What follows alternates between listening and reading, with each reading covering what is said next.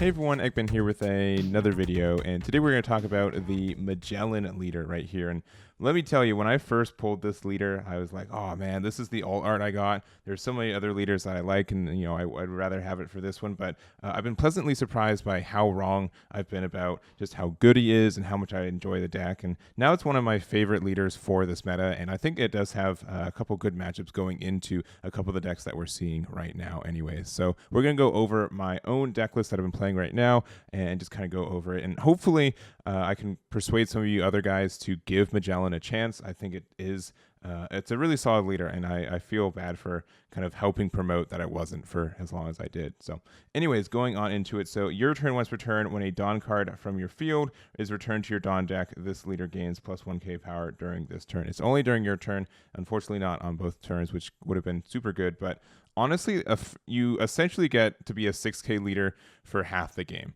After like turn 3 or so, most of the stuff you're doing, does the Dawn -1, and even though you don't get the ramp for from Kaido kind of thing, you pretty much get it every turn. So being able to be a 6k every turn on offense is really impactful, and something that I kind of underestimated on how good this would be, but really good on just making sure that your opponent is kind of forcing cards out of their hands, or even if you're playing against Newgate, it just means that you are on par a 6k every turn with them, which is something that normally other decks would have to pay for, or that's kind of like something that helps you in the Newgate matchup, is that your leader always pressures every turn just because it's so easy to be a 6k without having to put any other Dawn on it. So that's kind of the idea for it. Is purple as well, which I think purple has like generically not some of the better cards, but it does have a lot in a matchup like this. So we're going to go over the deck list itself. So we are playing the Impel Down package, which shouldn't be too surprising because it's actually the one made for this one. So for the Hannibal,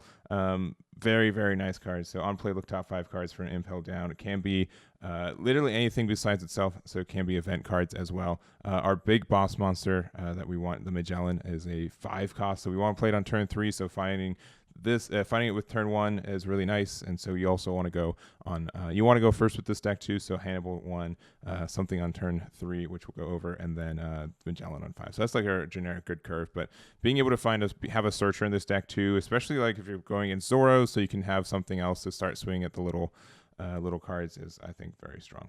Next up we have the Shiki, and honestly I want to run more of this card, and maybe I'll talk about some cards that we can get out of it, but it's a 2k counter, and then also Dawn -1, you get to play this card if it gets triggered from your security, which just means like if you're playing against something really, really aggressive, and especially if you go second, so you're going to be on even Dawn, you don't mind playing this on like the first hit or so, just because it helps them help you pressure down their 1-drops as well. It's really solid for that. So I like the idea. It's a 2k, and it's also impelled, or it's not impelled down, so you can't find it with it, but I do like the idea that this can be how flexible that is. I think it's a cool one.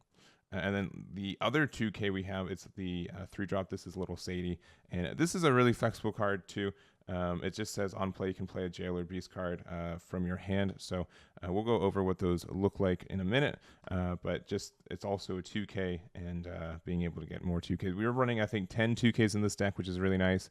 And we'll go over it, but this deck's able to be really defensive too, which is nice. So Little Sadie, and so the cards you can find off this are the Mino Koala right here, which is a 4-drop blocker. It has the on KO if your leader is impelled down, which we are, and up to 1 Dawn from your Dawn deck and rest it, which is really nice. And then also the Mino Tar as well. So same on the on KO, but it has double attack instead of blocker. So I think inherently this one is the better one, more flexible. But just the fact that this can pressure like a lot of damage late game if your opponent's not really careful about it. It's weird how like generically easy this card has double attack, because it's kind of like a more sought after card, but just having like a 4-drop that just happens to have it and have a really good like on KO effect is nice too. So both these are good, especially if you can play at tempo off the Little Sadie too. So it's a little bit tricky to find that consistently on turn 2 as well, but if you get it off, you feel really good for the rest of the game. It's really kind of sets you up for success there. So both really good. Worst case, just like again dropping Mino Koala for it to be a blocker, and then it gets KO'd, and then you get the ramp is pretty nice.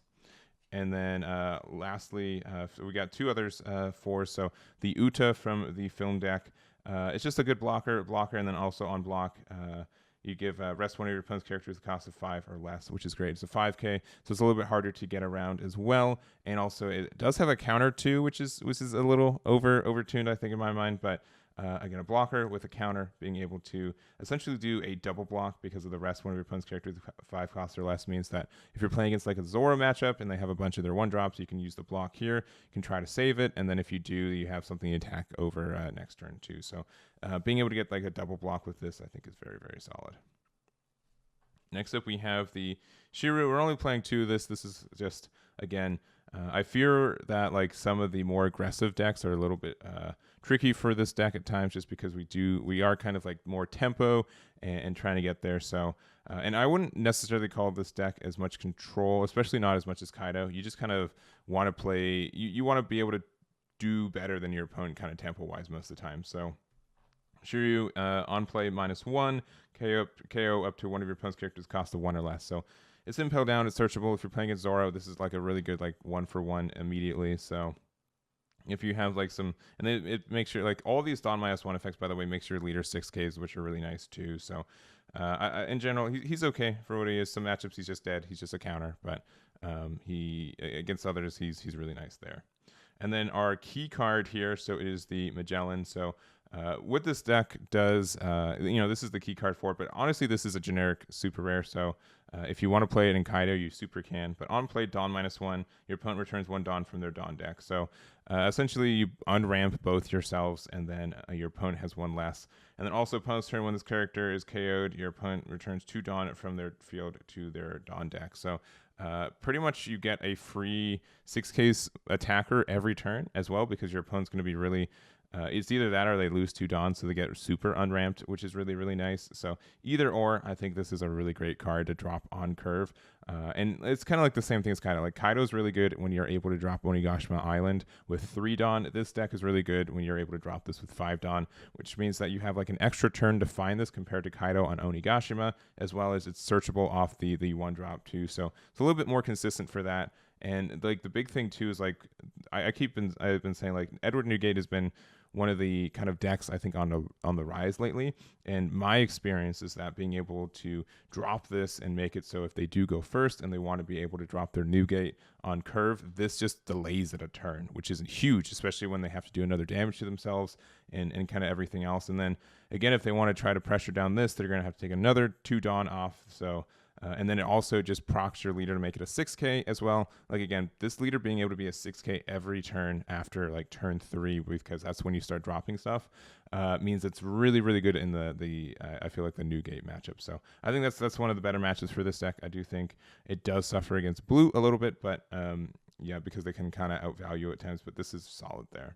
And then I've been seeing other people run it. I've been okay with this card, go to Cerro. So when attacking Dawn -2, you get to draw 2 cards. So that's fine. Essentially, like if you play this on turn 5, and then you're like, well, I couldn't find my Magellan. Next turn, I'll attack with this and try to find the Magellan with that. That's usually all right for what it is. It doesn't have a counter either, which kind of stinks. So this is probably the weakest card in the deck for me right now. If you guys don't like it, don't run it. But I think it's just okay for what it is. So it's just like an alternative 5 for that is good, but that's what it is. Another really good card though, Queen. Honestly, I think like again, Guild is like a worse version of either Magellan or Queen. I'd rather have either one of those. So, but being able to just be a blocker, 6K, being able to draw 2, discard 1 is fantastic, and then being able to be a 1K count. Like Queen just does it all. Queen is such a good card. And then again with the Dawn -1, it procs your leader to make it 6K for the turn, and there you go there. Another 5-drop too is the X-Drake, and man, I really, really like this card in this deck. I'm in other card games, I really like being like a hand destruction kind of deck, and this just like puts you in like really good board states. Like sometimes if you just don't have a better play or a better way to proc a Dawn -1, you just pop the X-Drake out, and then they have to discard a card, you're a 6K leader again, and then you have a 5K pressure for it. So especially against stuff like Emporio, when they only have like 1 or 2 cards in hand, making them do a discard 1 really, really stinks for them, and being able to develop board and stuff. So I think it's a really good tech for it, and it's a 2K counter, so you're running it anyways. I really just like dropping this and making my opponent say like they don't have any like idea, like they just don't have like choices. Like when I get to play hand destruction and their opponent just has to like discard their entire hand, it feels so good. And X-Drake definitely can help you get there a lot of the time. So I like that there. And then also just 2 Douglas bullets on play Dawn -1, rest up to something that's 4 or less. So it's fine for what it is. If you play it on curve, it means that you can rest anything on the board essentially. So That's pretty good too. He's okay. He's okay what it is. If you don't like your guilds, add some more Douglases, and I think that'll help you there. And then to wrap it up, the most expensive card in our deck is just the 6-drop King. On play, KO something 4 cost or less. We don't really need more than that. Honestly, again, this is not like a control matchup. This is kind of more tempo-based, so being able to play a lot of bodies that are able to interact and gain us value as we play them, and then they're also, honestly, pretty hard to remove. Both the Magellans and the Kings are kind of higher cost for what they are. And also, again, like if you want to get rid of the Magellan, you also lose 2 Dawn too, which is strong. So, and there's that. And again, like if you can play like a Magellan multiple times, like they stack, and it just makes it really hard for your opponent to get rid of. So we do have that. If you do like the Uta secret rare, I think that is a potential card for the deck as well. It just kind of makes you play. I don't know, like you're really good at being like 6 or 7 Dawn for most of the game, right? You don't have much more than that. And part of the reason you also don't want really anything higher is because you have a lot of really good event cards. So last cards of the deck are Judgments of Hell and Thunderbagua. This one's a little bit weaker for what it is, but it can help you ramp if you need to late game.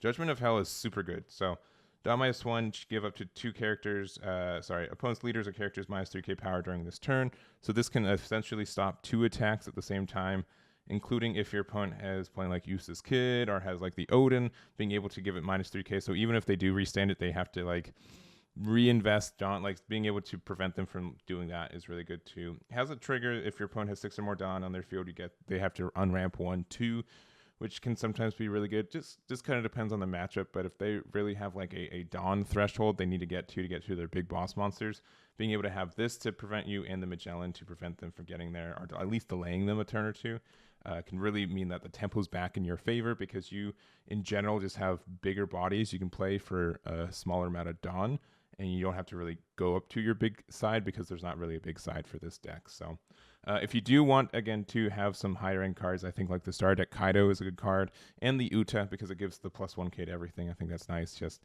8 Dawn is a little bit expensive in this deck, but it also gives you, all your cards get +1k until the end of your opponent's next turn, which is kind of nice for that too. But anyways, that is going to be the deck. I hope you guys enjoyed it. I hope I also just persuade a couple people to try out Magellan. I think he's a lot better than at least myself and others have said it was leading up to the release of this event, and it's been just this meta in general has been very, very fun. So again, thank you guys for watching. I really do appreciate it, and I'll catch you all next time. Damn it.